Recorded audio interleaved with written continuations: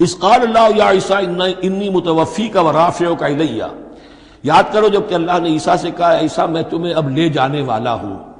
یہ لفظ ہے کہ جس کو قادیانیوں نے اصل میں بہت بڑی بنیاد بنایا ہے اپنے غلط عقیدے کی، کہ وفات مسیح ہو چکی ہے۔ اس لفظ کو اچھی طرح سمجھ لیجئے، وفا کے معنی ہے پورا کرنا، وعدہ وفا کرو، وفا۔ اب اس سے جب کہا جائے کسی کو پورا دینا تو باب تفعیل میں آئے گا وفا یوفی توفیتاً، وہ ہم پڑھ چکے ہیں، ووفیت کل نفس فکیف اذا جاء، جب وہ دن آئے گا ووفیت کل نفس ما عملت، جو کچھ انہوں نے کیا ہوگا پورا پورا ان کو دے دیا جائے گا۔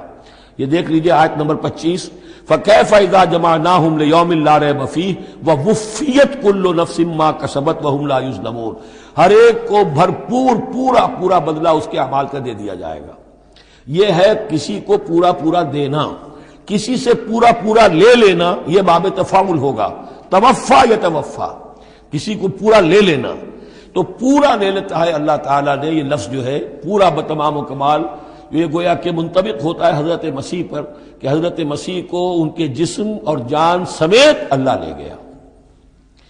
ہم جب کہتے ہیں وفات پا گیا تو یہ ہے استعارتاً، جسم یہی رہ گیا صرف جان گئی ہے۔ اور یہی لفظ قرآن میں آتا ہے نیند کے لیے بھی، اللہ یتوفی الانفس حین موتہا، اس لیے کہ نیند میں بھی یہ ہوتا ہے کہ خود شعوری نکل جاتی ہے انسان میں سے، اگرچہ زندہ ہے، اب اس کو اگر کوئی چیونٹی کاٹ رہی ہے تو جاگ جائے گا، لیکن ویسے اس کی خود شعوری ختم ہو چکی ہے، اور روح کا تعلق ہے خود شعوری کے ساتھ، تو نیند میں بھی اللہ تعالیٰ روح کو قبض کر لیتا ہے، اس کے لیے بھی توفی کا لفظ ہے۔ پھر جب انسان مرتا ہے تو روح اور جان دونوں چلی گئیں اور صرف جسم رہ گیا، یہ بھی توفی ہے۔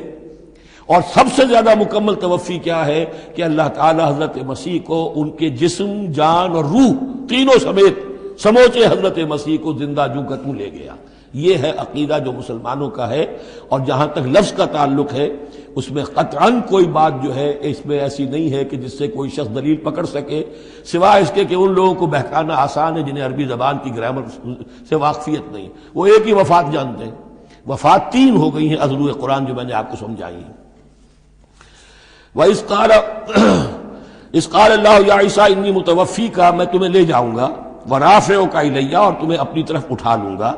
وَمُطَهِّرُكَ مِنَ الَّذِينَ كَفَرُوا، اور تمہیں پاک کر دوں گا ان لوگوں سے جنہوں نے تمہارے ساتھ کفر کیا ہے، وَجَاعِلُ الَّذِينَ اتَّبَعُوكَ فَوْقَ الَّذِينَ كَفَرُوا إِلَىٰ يَوْمِ الْقِيَامَةِ، اور جو لوگ بھی تیری پیروی کریں گے انہیں اب ہمیشہ ہمیش کے لیے قیامت تک ان کے اوپر رکھوں گا کہ جنہوں نے کفر کیا ہے تیرے ساتھ، جو تیرا انکار کر رہے ہیں یہودی، اس کے بعد سے جو پسے ہیں آج تک پس رہے ہیں۔ حضرت مسیح سن 30 میں اٹھا لیے گئے یا 33 میں، اور اس کے بعد سے آپ کو معلوم ہے کہ مسلسل سن 70 عیسوی میں ہیکل سلیمانی ختم ہوا، 1,20,000 یا 1,33,000 یہودی ایک دن میں ٹائٹس نے قتل کیے یروشلم میں حضرت مسیح کے رفع سماوی کے 40 برس بعد۔ ان کا ہیکل سلیمانی بھی وہ جو ہے وہ ختم کر دیا گیا، اب اس کی ایک دیوار ہے، میں بتا چکا ہوں 1927-28 برس ہو گئے ہیں کہ ان کا کعبہ گرا پڑا ہے۔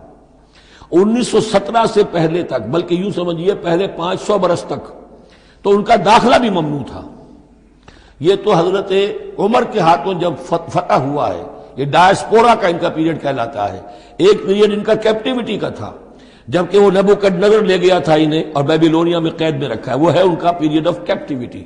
اس کے بعد واپس آئے حضرت عزیر کے زمانے میں، دوبارہ دوسرا ٹیمپل بنایا، اس کے بعد یہ ٹیمپل سن 70 عیسوی میں ختم ہوا، اور ڈائسپورا کہلاتا ہے کہ منتشر ہو جانا، انہیں وہاں سے نکال دیا گیا تھا کہ تم دفع ہو جاؤ یہاں سے، فلسطین میں تم نہیں رہ سکتے۔ کوئی روس چلا گیا، کوئی ہندوستان چلا گیا، کوئی مصر چلا گیا، کوئی اور یورپ چلا گیا، پوری دنیا میں پھیل گئے۔ یہ ڈائسپورا اولاً ختم ہوا ہے حضرت عمر رضی اللہ تعالیٰ عنہ کے ہاتھ سے، جب فتح ہوا ہے یروشلم، اس وقت حضرت عمر نے اس کو یروشلم کو اوپن سٹی قرار دیا کہ یہاں عیسائی بھی آ سکتے ہیں، مسلمان بھی آ سکتے ہیں، یہودی بھی آ سکتے ہیں، یہ سب کا مشترک شہر ہے۔ لیکن جو عیسائی تھے یروشلم کے، انہوں نے جب ہینڈ اوور کیا تھا، فتح نہیں کیا تھا مسلمانوں نے یروشلم، ایک ٹریٹی کے تحت، ایک معاہدے کے تحت ہینڈ اوور کیا تھا۔ اس معاہدے میں یہ شرط انہوں نے لکھوائی تھی کہ یہودیوں کو یہاں آباد ہونے کی اجازت نہیں دیں گے۔ چنانچہ یہ اجازت تو ہو گئی حضرت عمر کے زمانے سے کہ آ سکتے ہیں، زیارت کر سکتے ہیں، لیکن یہاں رہ نہیں سکتے، پراپرٹی پرچیز نہیں کر سکتے، کوئی مکان نہیں بنا سکتے، سیٹل نہیں ہو سکتے۔ یہ رہا ہے جب تک کہ موجود رہی ہے اسلامی خلافت۔ ترکوں نے بھی اجازت نہیں دی، بڑی سے بڑی رشوتیں یہودیوں نے دینی چاہیے انہیں، اور در حقیقت خلافت کا خاتمہ جو کروایا یہودیوں نے وہ اس لیے کہ انہیں یہ نظر آتا تھا کہ اس خلافت کے ہوتے ہوئے ہمارے لیے ممکن نہیں رہے گا کہ ہم کسی طرح بھی فلسطین میں دوبارہ آباد ہو سکیں۔ لیکن پھر برطانیہ کے جو وزیر تھا بالفور، اس کے ذریعے سے انہوں نے بالفور ڈیکلریشن 1917 میں حاصل کیا ہے۔ پھر ان کو حق ملا ہے کہ یہ یہاں آ کر جائیداد بھی خرید سکتے ہیں، سیٹل بھی ہو سکتے ہیں، اور اس کے یوں سمجھیے کہ 31 برس کے بعد پھر اسرائیل کی ریاست وجود میں آئی ہے۔ یہ تاریخ ذہن میں رہے۔ اگرچہ 1917 کے بعد سے انہیں کچھ سانس تو مل گیا ہے، اب ایک طرح سے محسوس ہوتا ہے کہ دنیا میں بڑے اقتدار پر ہیں، مٹھی بھر ہیں، یہ زیادہ سے زیادہ 13-14 ملین ہے، 1.5 کروڑ سے بھی کم، لیکن پوری دنیا کی سب معیشت جو ہے اس کا بڑا حصہ ان کے کنٹرول میں ہے۔ لیکن پھر بھی یہ سب کچھ جو ہے وہ عیسائیوں کی سپورٹ کی وجہ سے ہے۔ اگر عیسائی ان کی مدد نہ کریں تو ان کا تو یوں سمجھیے کہ ٹکڑے اڑا کر رکھ دیں عرب ایک دن میں۔ لیکن اب پیچھے پوری امریکہ کی حکومت ہے، امریکہ کے حواریین ہیں، خاص طور پر west white Anglo Saxon Protestants,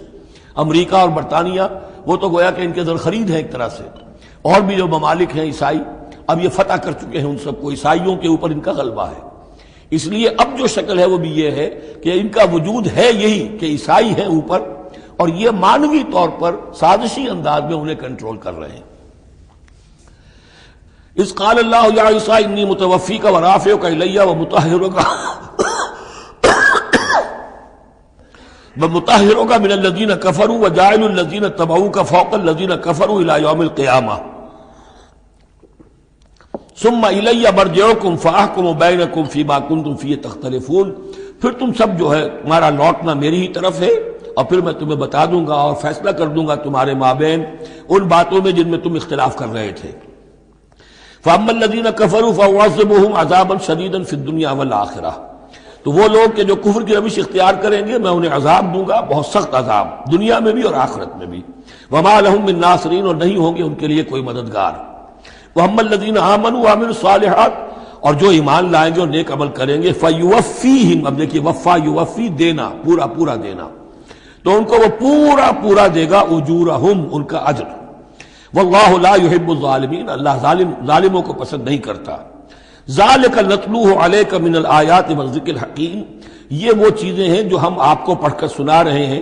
گویا کہ یہاں بھی پس منظر میں حضرت جبرائیل علیہ الصلوۃ والسلام ہے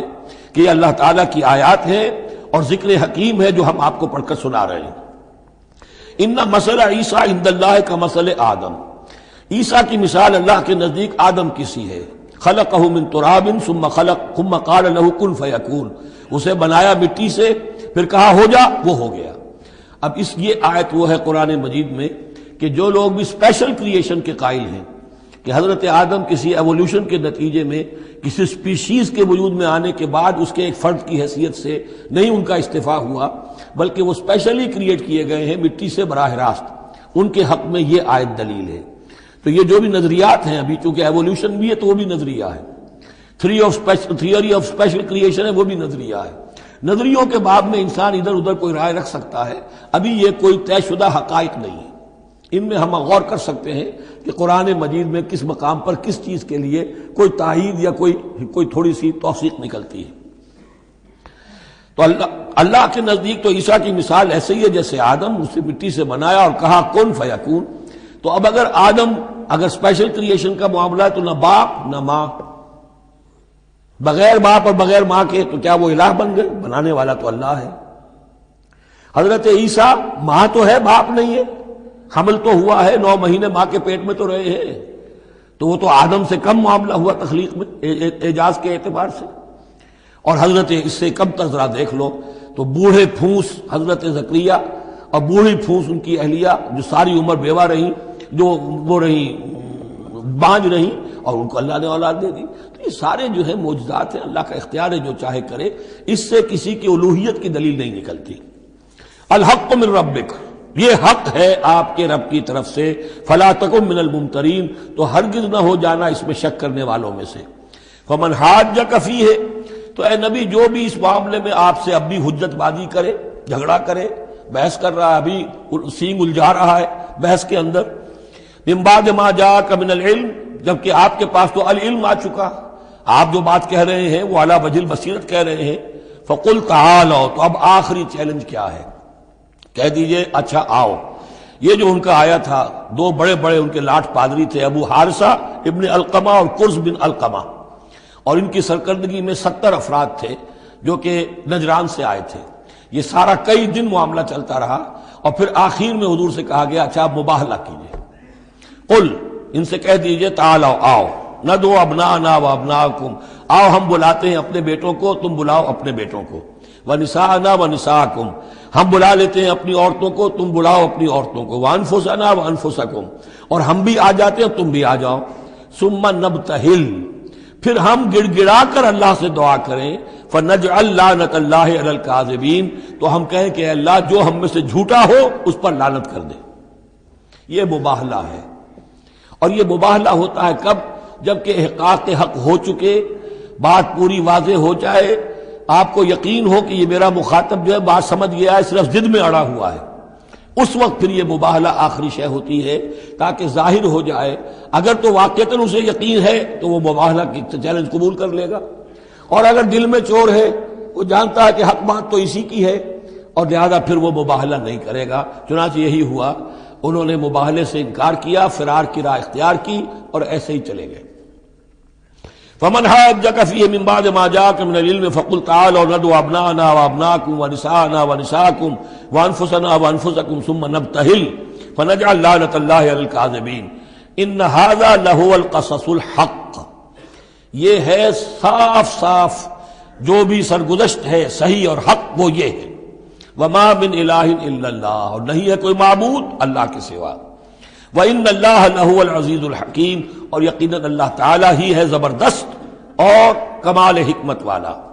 یہاں اب دوسرا حصہ ختم ہو گیا، یہ 31 آیات ہیں، 32 اور 31 مل کر یہ 63 آیت پر۔ فَإِن تَوَلَّوْا، پھر اگر وہ پیٹھ موڑ لیں، فَإِنَّ اللَّهَ عَلِيمٌ بِالْمُفْسِدِينَ، یہاں آ کر 63 آیات ہوئی، پھر اگر وہ پیٹھ موڑ لیں تو اللہ تعالیٰ خوب جانتا ہے مفسدوں کو کہ یہ ماننے والے نہیں ہیں، لہذا وہ پورا قافلہ واپس چلا گیا۔